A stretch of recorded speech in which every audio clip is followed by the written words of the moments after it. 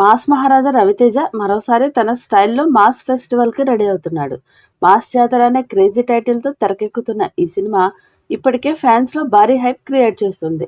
తన energy, mass యాటిట్యూడ్ను మళ్ళీ big స్క్రీన్పై చూడాలని ఫ్యాన్స్ ఎదురు చూస్తున్న వేళ ఈ సినిమా పూర్తిగా రవితేజ మార్క్ ఎంటర్టైనర్గా ఉంటుందని టాక్.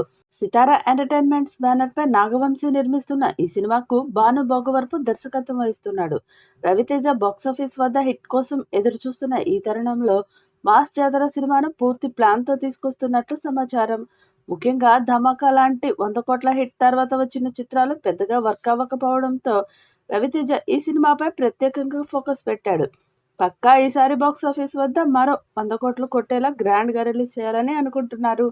ఇందులో రవితేజకు జోడీగా శ్రీలీల నటిస్తుండగా ఈ కాంబినేషన్ మళ్లీ తెరపై కనిపించనుండడంతో ఆడియన్స్లో ఆసక్తి పెరిగింది.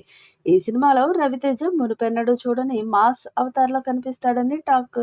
షూటింగ్ సమయంలో రవితేజ భుజానికి గాయం కావడంతో సినిమా లేట్ అయినా ఇప్పుడు షూటింగ్ చివరి దశలో ఉందట. టైటిల్ లాగానే ఈ సినిమా కూడా ఓ పక్క మాస్ ఫెస్టివల్లా ఉండనుందని, ఫ్యామిలీ ఆడియన్స్ కూడా ఎంజాయ్ చేసే ఎలిమెంట్స్తో ఫుల్ ప్యాక్డ్ ఎంటర్టైనర్గా వస్తుందని ఇండస్ట్రీ టాక్. మ్యాజిక్ మళ్లీ రిపీట్ అవుతుందని నమ్ముతున్నారు. తెలుస్తున్న సమాచారం ప్రకారం ఈ సినిమాను సమ్మర్ రిలీజ్గా ప్లాన్ చేస్తున్నారు. త్వరలోనే టీజర్ విడుదల చేయనున్న మేకర్స్ ఆ అప్డేట్తో సినిమాపై అంచనాలు మరింత పెంచాలని చూస్తున్నారు. చివరగా మాస్ జాతరతో రవితేజ మళ్లీ బాక్సాఫీస్ వద్ద 100 కోట్ల క్లబ్లోకి ఎంటర్ అవుతాడా అనేది వేచి చూడాల్సిందే.